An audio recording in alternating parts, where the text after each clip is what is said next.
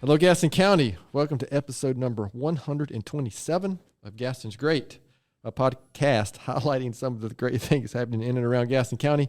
I'm your host, Stephen Long, and we're coming to you once again from the worldwide headquarters of GSM Services. We simply believe in discussing more of the reasons why Gaston's great. We are highlighting another great organization this week as we highlight Catherine's House. We have Kathy Gauger, with us today. Kathy is the president and CEO of Catherine's House. Kathy, it's great to have you on, and welcome to the podcast. Thank you for having me. Absolutely. So as usual, we're going to get right to it. So first, before we get into maybe talking specifically about Catherine's House, can you just tell us a little bit about yourself, anything that you'd like to share? Sure. So I grew up in Western New York, rural Western New York, in a town that had more cows than people. Okay. Go Bills. I'm a Buffalo Bills fan. Oh, yeah, excellent. Yeah. Married. My husband, Keith, is a high school teacher in Mecklenburg County. Okay. We have 3 cats, and I have been working in the nonprofit world for 25 years. Oh, wow. So what brought you to North Carolina from New York? So my brother had my nephew when I was a senior in high school, and when I came down to visit and I was applying for schools, they lived in Wilmington. And when I came to visit, and I thought, hey, Wilmington's a pretty nice town to live in. Sure. So I applied to UNC Wilmington and to Chapel Hill. I did not get into Chapel Hill, so I came down to go to UNC Wilmington. And you're better for it. Oh, okay. All right. So on my speed round question, that might give you some insight to that. Yes, yes. So we like to say that you couldn't get down here to North Carolina fast enough. Yes, correct. All right. Yes. So we're very happy to have you here. Well, thank you. So again, I appreciate you sharing a little bit about that. So, but obviously we're here to talk about Catherine's House. So the big question is, we'll get to maybe how you got involved, but what is Catherine's House? Let our listeners know. There might be some listeners out there who are not familiar with it. And just what is Catherine's House? Anything you'd like to share there? And then we'll get into maybe more about your story and then here locally. Great. So Catherine's House is a transitional housing program for women and children. We have a mission of mercy to love and empower women and children experiencing homelessness through safe housing and services that build self-sufficiency. So we have been around since 1992, so providing 32 years of transitional housing. Our goal is to help kind of stabilize women and children who are experiencing homelessness, that may be sleeping in their car, that may be sleeping couch to couch, that are in shelters, domestic violence shelters. They come to us. They have 4 to 6 months to get back on their feet. We provide them with case management services to help understand their budget and their spending habits and their patterns that sort of led to some financial discomfort. And we have a counselor on site that works with our ladies on dealing with the inevitable trauma that comes with homelessness. So we're providing them with wraparound services to, and with the constant goal of what's the next step? What's that housing goal for you? Okay. So I'm pretty sure you just shortened quite a big Yes. mission. I think you even said your mission statement, correct? I did, yes. Within that. So how did you specifically get involved and end up here at Catherine's House? So I have my master's in counseling, my undergraduate in psychology, and my master's in counseling. And I worked my first job out of grad school was working at Florence Crittenton Services, which is a maternity home. And back 25 years ago, when I worked at Florence Crittenton, we used to refer people to Catherine's House. So I would get in the agency vehicle and I would drive the women that were in need of a place to stay once they had their baby. And I would enter Catherine's House, again, 25 years ago. This is when Sister Carmelita was the primary person at Catherine's House. And there were these, in the conference room that is now a conference room, used to be a welcome room with the doilies. And it was this great space. And 25 years later, I'm running the organization, and it's a great honor. So I spent a little time on the website. It's really good, by the way, so we'll make sure our listeners know how to get there before we're done. But can you maybe real quickly, where did the Catherine's name come from, and just that kind of, that real quick, that short story? Yes, thank you for asking. So Catherine McCauley was the foundress of the Sisters of Mercy, and she was born in 1778, and the Sisters of Mercy were founded in 1831. So almost 200 years of these amazing order of nuns that took vows of poverty, chastity, and obedience like other sisters do, but have also taken a vow of service. And so their goal is to give back to the community in a variety of critical concerns. So women and children being one of them. We exist on the campus of the Sisters of Mercy, so we are also there with the House of Mercy and Holy Angels, and then we share the same space with the sisters who live on campus with us. So it's a kind of magical place that's beautiful from just the aesthetics of the space, but beautiful from the energy and the aura that kind of all the pieces working together are doing on that campus. Yeah, and I'm going to assume, I got to be careful because I've growing up here in Gaston County myself, that we sometimes make an assumption, but the Sisters of Mercy, Holy Angels, if maybe a listener doesn't know, that's in Belmont here, in Gaston County, because I got to be careful. Right? I'm just going to assume everybody knows where that is, right? But if you ever drive down Wilkinson Boulevard through Belmont and you're paying attention, you can see exactly where that is. So maybe we can get into some specifics. I mean, you just did a great job of kind of giving the background, the general mission of the group. But what about I don't know, initiatives or programs? I'm not sure that's the right word, or just maybe, the day. I kind of like the question, like the day in the life at Catherine's house, or the day in a month at Catherine's house. Some of the things, kind of initiatives or things that are like going on, Sure. day to day there. Yeah, so day to day, every day that I walk into work, I am entering somebody's home, and that is a true honor because our ladies live up on the second floor, administrative wings on the first floor. And so when I come in every day, I got to get my attitude straight because I am entering their home. Right. We've got kids running around on the first and second floor. We've got a playground where the kids play, and we've got ladies that are living with us that have come from some really significant backgrounds of trauma, of abuse, and we enter their home every day. And so we, in a day in the life, a resident will come down, have a case management meeting. She'll pull her bank statements. She'll talk through her budget for the month. She'll show her savings, because the savings is a critical piece of what we're expecting of our ladies when they come to us. They might be coming into the pantry. We have a food pantry where they can shop, and I shop in air quotes. They're able to come for free, get their non-perishable goods, and then they can cook upstairs in the kitchen that they have. It is meant to feel like a home. Right. So it's meant to be, they have their own room, they can lock their belongings up, they can feel safe and that their belongings are safe. When you think about not having a consistent place to sleep, and you've been couch surfing or you've been sleeping in your car, that lack of safety is so significant. So when you come to Catherine's house, you can lock that door. You know that your belongings are not going to be messed with by anybody. It just really takes that, that lowest piece of Maslow's hierarchy Exactly. of That's needs. exactly what I was thinking of. Yes. And then you can move up. You can Yeah. You can get, towards that feeling of safety, belonging, security. Yeah. And our counselors on site can help, get towards that self-actualization Things piece that at the very top. Probably most of us day to day might take for granted. Take for granted, absolutely. Yeah. Absolutely. So you mentioned in a previous life you were sending people to Catherine's house. So where are most of your residents? Is that the right word? Yes. Where do most of the residents come from, or how do they find out about Catherine's house, or how do you guys find out about them? Yeah, that's a great question. So the school system is a major part, Gaston and Mecklenburg County. We're not specific to serving only Gaston County residents. The different domestic violence shelters across the two counties, the homeless shelters across the two counties, and actually multiple counties. Word of mouth, people in the community who run into somebody who's experiencing homelessness or in a difficult situation that has heard a podcast that said, oh, hey, I've heard about Catherine's house on this podcast. Let me share this information. Former residents, we have a lot of former residents that have people in their circle who have a need, and because they have had such a good experience with us, then they will refer their friends and people that they know to us.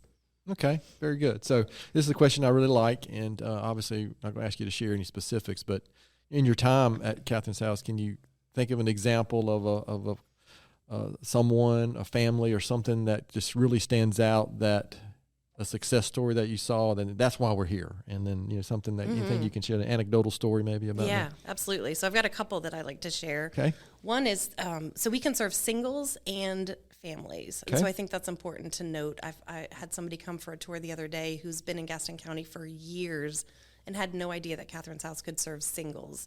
And so we had a single woman that came to us, 70 years old. Oh, wow. 70. She lost her house. due to medical issues, due to a relationship issue. She was sleeping in her car. She would sleep at a truck stop, and the truckers, it was a community, the trucking community. So she would park between two trucks that would take care of her, and she was the little mama bear of the group. And for many months, she experienced homelessness living in her car until she found Catherine's house, and she is now successfully housed. She is doing wonderfully well, and we follow her through our aftercare initiative, which is an important initiative that we started within the past 2 years, that says once you leave Catherine's house, we know that you still have needs, and it's not just we're done, like, bye-bye. Right. We're going to follow you for up to 2 years to make sure that you still continue to have the resources. We served a mom and her 2-year-old son when she was living, able to afford her rent, living in this little cottage house, and her landlord decided the housing prices had skyrocketed. He wanted to sell. She was at the mercy of him, and he gave her 30 days to vacate. She didn't have time to get her security deposit back. She didn't have enough money in savings to put on a new security deposit. So she was going to be with her car. She didn't have any family members to go stay with. She was going to be living in her car had she not found Catherine's house. And she is now successfully housed, living in an apartment that she can afford, and her son is doing amazingly well. Yeah, so that's interesting.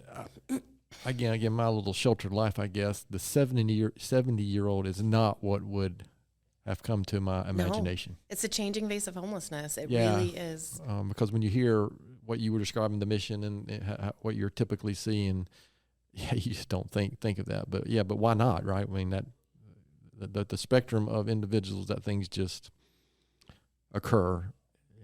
I mean, it's not really, it's age independent, I guess, right? Mm-hmm, I mean, on that kind of stuff. So that's good. I appreciate you sharing that, because I know our listeners, and even me included, like to hear those specific success stories. I don't know if you can answer this, but how many residents are you typically housing there? Or is that No. Yeah, we can serve up to 15 women and 11 children, and so we tend to serve 85 to 100 every year. Okay.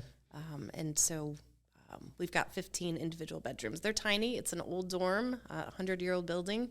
If there's a tornado or a hurricane in Gaston County, this building is where you want to be. It's very solid. Yeah, I mentioned this before we started recording, but there's a great video. If you're listeners out there, there's a great just 7 or 8 minute video, and you can see some of the spaces, but just a great testimonial, but also some of your team on there talking. Mm-hmm. So yeah, it was just really informative, and so again, well worth the time. So again, this is a similar question, but looking back at your time at Catherine's house, is there something that stands out that you're most proud of accomplishing or seeing happen that may be different than when you first started, or something that you can share? Yes, that aftercare program. Before, when you left, it was kind of good luck. Call us if you need us. Bye-bye. Yeah. But we really realized that the first 2 years following an episode of homelessness, it's based on research and things that have been observed over the years, is a most vulnerable time to returning to homelessness. So if we can implement the supports needed to prevent that return to homelessness, it solves issues all around. And so we have now a very formal aftercare program. It has been in operation for 2 years now, and we have had our first successful aftercare graduates who are fully housed and employed, and we have been able to see them through the season of their life, through their actual episode of homelessness, through their being housed and maintaining their housing. And that's what matters. We're trying to solve homelessness one person, one family at a time. And when we can do that and get them into housing and have them stay in housing, that solves, that's what we are here for. That prevents so many other myriad of other issues. Mm-hmm. We like to use the word opportunities, but issues is probably a better word for that type of situation. So remember, this is you've already shared answers to this question, but I'm going to make you answer again anyway. This is a podcast, remember, about Gaston County, why we think Gaston County is such a great place. So why is Gaston County in general, and not obviously you mentioned it's not just serving Gaston County, but why is it better? Why are we better here off because Catherine's house is here? So we are a very unique response to homelessness. So Gaston County is great, and I serve on the governance committee of the Continuum of Care, and it's a formalized response to homelessness, and it does include a tri-county area. It's Gaston, Lincoln, Cleveland, but we represent a group of agencies, and organizations, individuals who are passionate about solving homelessness in Gaston County, and so that exists. I just graduated from Leadership Gaston 2023, Okay. Best class ever. No question, no doubt. No, Yes. no doubt. And and just getting to know the different industries that exist in Gaston County. And I think that Catherine's House makes Gaston County great because of, the service that we provide, which is getting people off the streets, out of their cars, safe and with services. But we surround them with love, care, and mercy. And we surround them with the tools needed to move from this episode on and beyond and be successful. Yeah, that's good. So I've been here a long time. I've been involved with United Way and Community Foundation. So again, I was familiar with Catherine's House. I'm familiar with Holy Angels. Again, being here, and Holy Angels was one of our very early episodes here. But the two words that come to mind, you've already said one over and over, because of mercy and grace are two words and concepts that I just for some reason associate with Holy Angels, or obviously Sisters of Mercy, right? It's in the name there. But those two concepts are so integral in solving so many of these opportunities, right, that we have in our community. So I appreciate greatly what that concept and how it's utilized within the work that you're doing. So looking ahead, that classic question, 5 to 10 years, I'm not sure. I know in our business we don't even look that far ahead anymore. Things change so rapidly. But looking ahead, how do you envision the future looking for Catherine's House? Other than it'd be great if we didn't need Catherine's House, right, or those types of organizations. Right. But how do you envision the future? Right. Unfortunately, I believe that we will continue to be required, and it's based on the significant increase in the housing costs. If you are making minimum wage, which it's still $7.25 in North Carolina, you would have to work over 100 hours a week to be able to afford fair market rate in Gaston County. Yeah, that's crazy. It's crazy. It is, it blows my mind. So wages are stagnant. Housing costs have increased significantly. Food costs, power, utilities, all of that. So there's going to continue to be a need for Catherine's House, and so. Are there opportunities for us to grow, for us to be able to maybe move beyond the walls of the old 100-year-old dorm that we're in and expand beyond that? There are some models of care out there that use little cottages to kind of use as a next transition for folks experiencing homelessness that can have a little bit of a longer time. We have a 4 to 6 month window that we can serve our ladies, but there are people that come to us that need much longer than that. So can we expand and have little cottages or small houses that we can have an additional step-down program back into the community? I do believe that the need will continue to exist unless there's significant changes related to increasing wages or more affordable housing opportunities. Yeah, I think, the thing I've been involved with the past 25 years in the community, I don't see that need changing or going away anytime soon. It seems where we're located, and we're here in downtown Gastonia, so I would say since the last 4 or 5 years, that seems to be getting more noticeable or more of an issue. So, yeah, it'd be nice that we could maybe say that it's going to go away, but I don't think that's going to be the case. So, and can I just interject absolutely on that? So I think a lot of what downtown Gastonia is seeing and has an idea around what homelessness looks like, it's the person with the backpack that's hanging out, around the pavilion. It's the person with the shopping cart that's pushing down Wilkinson Boulevard, Franklin Boulevard. It's not. It's the people that are sleeping at the bus stop or the truck stops. It's the people that are sleeping in their cars at the Walmarts, that are productive, that are working during the day, and that don't have a place to sleep at night. They're pillar to post, sleeping from couch to couch, and don't know which couch they're going to get to sleep in on that night. And so they're the face of homelessness. I just want to make sure that it's different. Oh, sure. I think what people that's kind of my point, I guess, about the 70-year-old that you described doesn't come to my ignorant mind about that, right? Because I'm just not in that world like you are on a day-to-day basis. So specifically with kind of what we've discussed so far, is there anything that I haven't asked that I should have asked? Obviously, before we finish, we'll make sure we swing back around so you can share with our listeners how to find more information and all that, and we'll maybe even talk about any that you mentioned. I know there's a couple of events that you guys have. Yeah. We'll make sure to touch on that before we finish. But anything that I haven't, question I haven't asked, or something you want to share before we shift gears with these all important questions that we have? Yes. So I think we really are a best kept secret in Gaston County, and I don't want to be that anymore. Absolutely. I want people to know that we exist. I think there's also some understanding that we are an undisclosed domestic violence shelter that people are not supposed to know about, and that's not the case. And I welcome people to come, take a tour, lay your eyes on what we're doing. We do serve women that come from domestic violence situations, but we are not a DV shelter where they're coming that night for safety, and we remain undisclosed. So I think that's an important piece that I want to make sure that people know, and to reiterate the fact that we can serve single women, and that is actually not the vast majority, but last fiscal year we served 54% single households versus the 46% women and children. And so we're doing both of those, and they're both very important household types to serve. All right, so you mentioned, I'm going to go back, you mentioned this briefly. I think you said you had a counselor on staff. Well, what kind of staff do you have? Is it how are they trained? Is it nurses? I mean, without me knowing, again, totally ignorant, just kind of maybe share what kind of support staff do you have? Right. So we have the development director that's going to help us raise money to support, because we are not funded by the government in any way at this point. Okay. So our funding comes from private donations and individual fundraising events. We do get some from the Sisters of Mercy, but it is a nice percentage, but we are not fully funded by the Sisters. Understood.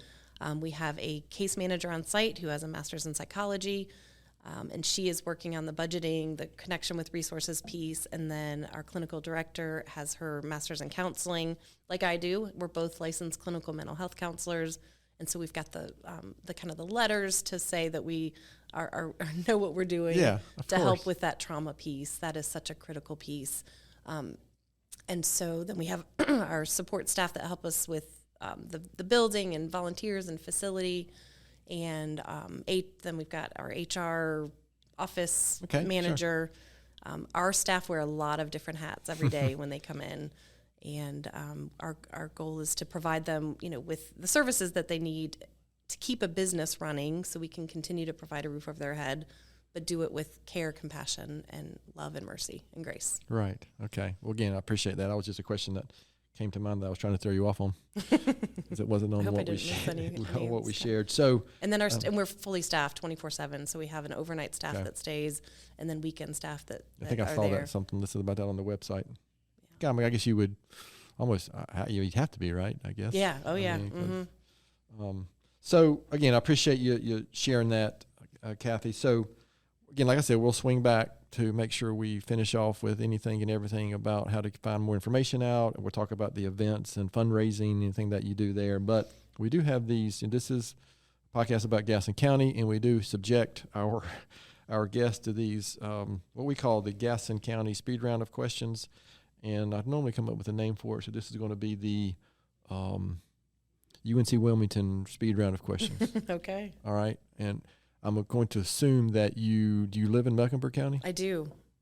I know. So we'll have to, I was a little nervous about telling you that. So yeah, we don't play around with that, because Charlotte is the gateway to Gastonia. But these are all Gaston County related questions, and even though you live in Mecklenburg County, we don't care. We're going to make you answer them anyway. I'm good. Okay. Let's so, go. Have you ever been to Tony's Ice Cream? Give me something. So. Tony's is a staple here. I know. I'm going to go today. So we'll just ask, what's your favorite ice cream flavor? Butter pecan. Really? Yes. Oh, wow. Now, if that really is your favorite, you got to go to Tony's then. Okay. Because all right. Is it good? That is one of the ones old school that they're known for. Okay. That was my dad's favorite. Okay. All right. And he grew up here, going there when he was a teenager. Sundrop or Cheerwine? Okay, if you know me, if you look in my car in my office, I am addicted to Sundrop, Diet Sundrop specifically. Okay. And anybody that listens to this that knows me will laugh. because I am so Okay, in love with Diet Sundrop. So that was an appropriate question. It was very appropriate. Okay. It made me laugh when I saw it. Favorite local restaurant? Cherubs. I am a local celebrity when I go there. Are you really? Megan comes and gives me a hug when I walk in there, and I always feel like I'm very special when I go to Cherubs, and it's supporting such a great cause. Well, now with this, you're going to, at least 4 more people are going to hear. At least 4 more, yeah. Favorite outdoor activity in Gaston County, or favorite park, or something you like to do?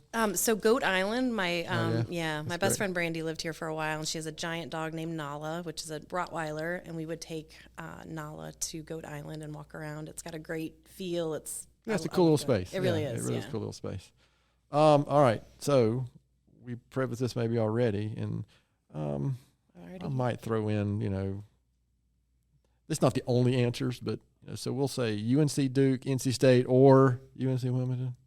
Well, based on the questions that you provided me, I Okay. was going to go with UNC because my brother, my sister-in-law, and my nephew graduated from UNC. So, but UNC Wilmington's great, and I got my master's at UNC Charlotte. Okay, well, those are acceptable. The other Okay. one is not.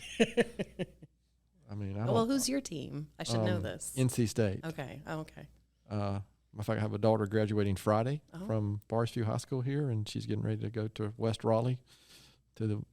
She probably most had no wonderful- other choice, did she? Well, no, she had choices. Yes. Well, I'll leave it at that. But she's going to the greatest university on the planet in August. What is something very few people know about you? So when I was 22, I just graduated. Just last year? Yeah, that's sweet. I had just graduated from UNCW, and I went to work for Pender County Correctional Facility, an all-male prison, and I was the woodworking instructor for 2 years until I went back to grad school. And I'm handy. So what I really did is I supervised. It was a yard for inmates that had been adjudicated guilty and sent to prison, but were developmentally disabled, Okay. delayed. And so they had a Understood. special yard that they went to, and there was a social worker, there was sewing, horticulture, and woodworking. And I was the woodworking instructor for about a year and a half. So I could have probably sat here for the next 12 months and would not have guessed that. I have some stories to tell, but I won't tell them on this The podcast. woodworking, head in charge of woodworking at Pender County. And most people probably don't know. I've been to Pender County, so most people don't even know where Pender County is, probably, in eastern North Carolina. Mm-hmm. But that is definitely a very unique, one of a kind answer. You like that, yeah. So I'm assuming you were not making sharp objects for the. But we were using sharp objects. We were not making Well, I them, can but already we were say, using woodworking them. requires some Sharp. weapon type. Yes, yeah. That's interesting. Mm-hmm. Wow. So I've stumped you. I love it. I don't even know. Yeah, I'm stunned. I don't know what to say with that. So, how about we're going to go to the next question. I wish I had a good comeback for that, but I don't. I have nothing. How about a book, blog, article, podcast, something that you would might recommend to our listeners? So I just started reading Atomic Habits by James Clear. Oh yeah, it's Have you read terrific. that? Oh, yeah, James okay. Clear is great. Yeah. Yes, So I'm just in the very beginning stages of it. it's a but terrific book. I can't wait to get through it. If you're an online person, if you follow people on, he's great to follow Okay. too. Like I'm not a big fan of X or Twitter, but he's very short stuff. He has a nice weekly newsletter as well, Okay. super short and Awesome. really good stuff. Yeah, he's terrific. Good. That's a great book. Yeah, great. And it's about the psychology behind changing habits. And I, as a undergrad in psychology and a master's in counseling, I love psychology and what makes people tick, and love learning about people and how to change behaviors based on that. I read a lot of stuff. As a matter of fact, I always share a book at the end, and mine is related to that a little bit that I'm sharing today. It's a great book I just recently read. But is it fair to say that in some situations, obviously I don't want to make some general broad statement, but sometimes in what you guys deal with, getting them back on track, some of it is, and you mentioned that 2 years, right? That critical time period. Is it breaking habits maybe, or that culture of a family potentially? I mean, there's just so many things that Yes. cycle. Yes, that Trying cycle to break that. is And huge. to me, habits or belief or whatever you want to call Yes. it is part of that. It would seem like. Yes, absolutely. It's wants versus needs. We do so much into what are the wants versus needs right now. You've got 4 to 6 Yeah. months with us, so you may want to go to McDonald's every night to eat because it's convenient and because it's easier to do that. but how much does that cost you in a week? Oh, sure, yeah. And in that generational cycle of I don't deserve habits. this. I don't deserve something good. I mean, that's a strange. I mean, even I have found myself doing that on occasion for some reason. But yeah, it's such a strange. I don't know, but I appreciate that because I've read a lot about that as well, especially as here, community involvement, raising 3 kids, trying to understand empathy and grace for others. I mean, that's hard. It is. It is. I mean, so, but it's so important. I mean, that's how, ultimately for me, that's how relationships are developed, how relationships are improved. It's not about you. Yeah. And relationships are so important. And I talk about this all the time, how relationships matter. So, Susan, who comes in and has a need, and she's in a low place when she enters Catherine's house, when she is greeted by the staff that surround her with love, care, compassion, tools for success, she wants to do well. She wants to do better. She believes in herself because we believe in her, and we impart that every day. Well, I would imagine, again, that part of that, what you guys are helping them do, you're helping them have a vision and see what it can be like, right? Because I think so many times we can't envision what success looks like or what it looks like to be in a better situation because of maybe someone's previous history. Yeah, absolutely. So that's interesting, it's just so that kind of stuff is so interesting. So, I appreciate you indulging us in those Gaston County related questions, even though you've never been to Tony's and you're a prison woodworker. I'm going to Tony's, though. I'm going to Tony's. I hated to admit that. I really should have gotten there before I recorded this. Well, listen, you're not the first person that has not, and we chastised them just as bad. So. Okay, good. So you get a few more questions and we'll finish up. Again, we'll finish up talking about Catherine's house for sure. But, even though you don't live here, which is too bad, you've worked over here long enough. So besides Catherine House, why would you say Gaston County is such a great place? There's a lot of great people, passion for the county. I mean, there's a lot of people that love this county. Y'all love your county. Well, thank you. Yes. And we should. And you should. Yeah. Yes. Yeah. There's a great healthcare, culture, a lot of outdoor activities, even though I haven't gotten to a lot of them because where I live. Nobody's perfect. Well, yeah. Lots of great food, restaurants, and just, I think, a salt of the earth mentality that, helps support organizations like Catherine's House that believes in the mission, that wants to see us succeed. So I love Gaston County. Well, that's good. Again, I appreciate that, especially somebody who used to live above the Mason-Dixon line, and now... I've got 2 strikes against me. Yeah, I mean, it's just, the river's just a little... I know. I say this every single episode. Naomi probably rolls her eyes every time I say this. This is probably my favorite question. She just did, yeah. Knowing what you know, again, it's only been, 3 years ago, what advice would you give your 20-year-old self? I had a tough time coming up with that. Did you really? I really did. Well, good then. I would say... Besides become a prison woodworker. To not be so hard on myself, but I continue that. Well, the pressure on, but to take risks and don't be afraid of the outcome of it. To take a risk. Yeah. So having 3 kids under the age of 25, we kind of experienced that age that we're talking about here. And even when I was that age, there was some kind of, I don't know, fear of the unknown or fear to take a risk. Like, looking back, like, what? Now, so perspective changes all that view, doesn't it? The things I thought were scary and big at 20 are not. Right. So anyway, again, I appreciate that answer, and that's really good. So, and so many 20-year-olds just, I don't know, things that weren't a big deal or seemed like a big deal just weren't. So. Yeah. Don't sweat the small stuff. Yeah. All right. So this has been really good. Kathy, I appreciate your time. So again, the most important thing here, let's talk about, before we get into how listeners can learn more, maybe let's talk about some of the events. You mentioned the Party for a Purpose. Okay, yeah, let's talk about any events and things that you might going on, because we're recording this on, what's today, May 20th? But it won't be released for several weeks.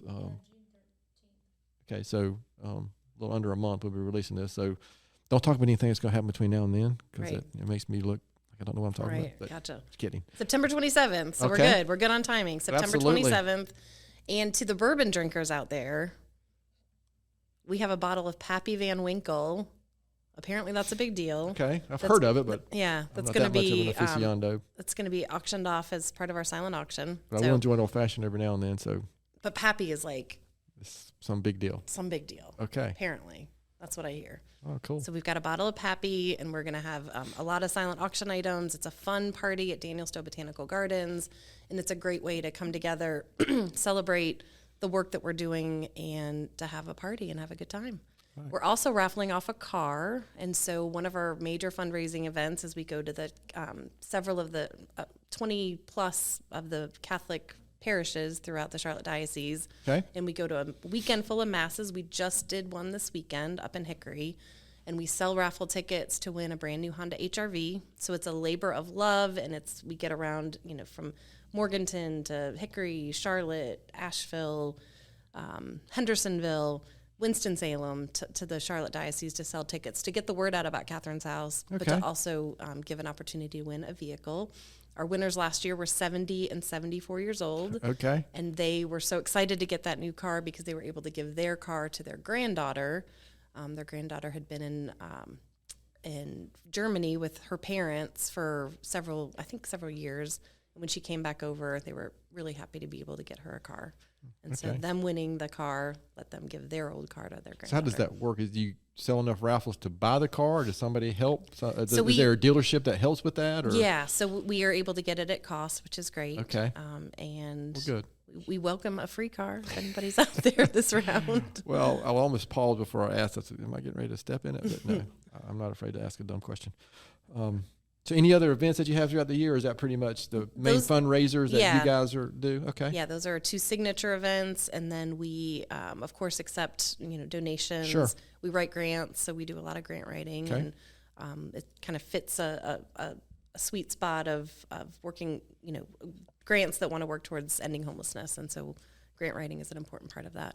The Party for a Purpose is a really fun time. So I encourage people to get to our website, and we'll be getting tickets up there pretty soon. And did I read right? That's that Stowe Botanical Garden? Yep, okay. It is. Mm-hmm. Yeah, it's a great event. Beautiful backdrop. It is a great place. It really is, I went to that event for Promise for Haiti. I was there too. A couple of weeks ago. Yeah, I was there. Okay. Yeah, that was interesting. It was great. Yeah. And Omer Shedd and I are good longtime buddies. So he does great work down there. Sorry. Yeah, he does. I shouldn't be giving Promise for Haiti any shout out for this episode. Sorry. All right, so where can listeners go to learn more, find more information? Are you on social media, all that kind of stuff? We are, yes. Find us on Facebook and Instagram. Just Google Catherine's House. Yeah, I did. It went straight to the website. Mm-hmm. So again, it's a great website. So www.catherineshouseinc.org is our website. And then we have links there to our Instagram and our Facebook. We post a lot on Facebook and Instagram. We want you to know what your dollars are going towards. And so you can find out all kinds of activities on Facebook. And All right, we're going to appreciate you sharing that. Any last words before we wrap up this episode? I think it's important in this economy that people continue to search into their pockets to support nonprofit organizations. The support that we get from the community to help do the work that we do changes lives. And without that support, we're at risk. And so it's a changing economy. It's an election year. And I just ask that people see if they can, to any nonprofits, any charities, to dig deep and support those that are doing amazing work. I mean, there's always that risk that somebody won't be served, right? Right, absolutely. Yeah. So you guys, listeners out there, you heard the good work that they're doing, and so again, think about that. And I've almost quit asking this question, but because I don't even like to talk about it. But have you kind of recovered completely on your operation, everything from COVID? I don't even like to say that word anymore. I know. Because I think it's getting long enough that maybe we should. But I know that it impacted so many nonprofits. It did in dramatic ways.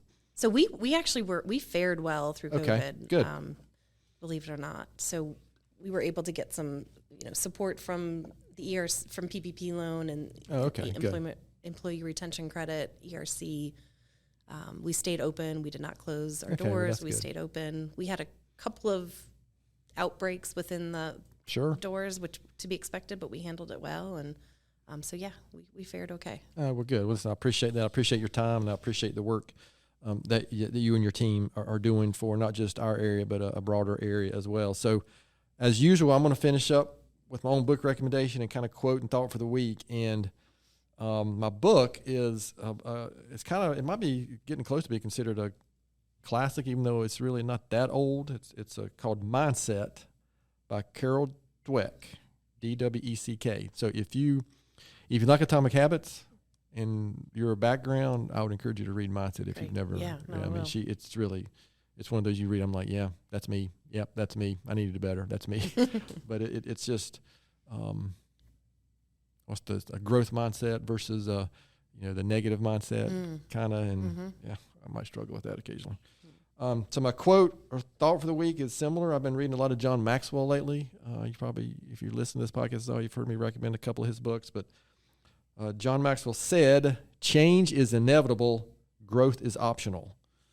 So regardless, change is going to occur. If you just look at Gaston County over the last 10 to 15 years, change happens, and it's up to us to whether we're going to and how we're going to deal with that. And we're going to take the opportunities that come along with that, or are we just going to let the train run over us if we just sit in the same spot on the track? So I'm a big fan of John Maxwell, and I like that quote about change. So to our listeners out there, thanks so much for taking time to listen to today's episode. Please continue to spread the word if you can about the podcast. And please don't hesitate to contact us here at our email address, which is podcast@gastonsgreat.com. We're always looking for suggestions for future topics and guests. You can find the podcast and subscribe at the website, gastonsgreat.com, or anywhere you listen to podcasts. And please follow us on all our social media platforms. And apparently, as Naomi continues to remind me, give us a good 5-star rating, helps us get noticed. Thanks again to Kathy for being our guest today. Gaston's Great is produced and brought to you by Naomi Hunt and Amy Anderson from GSM Services. I'm your host, Stephen Long. Thanks again for hanging out with us, and please keep coming back to hear more reasons why Gaston's great.